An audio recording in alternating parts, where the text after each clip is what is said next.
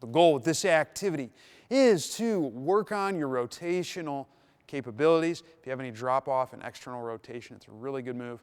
Here's what you're going to do. You're going to do a forward step. It's not quite a forward lunge. You're going to kind of step forward and down just a little bit, like so, there.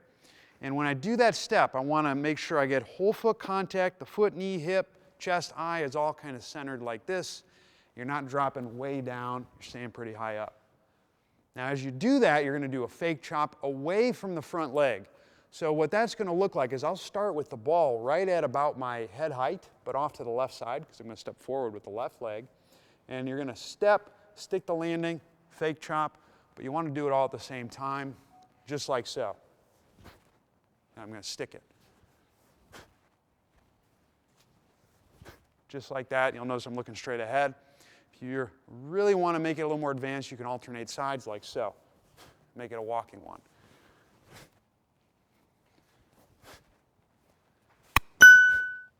And that's how it's done. Give it a shot.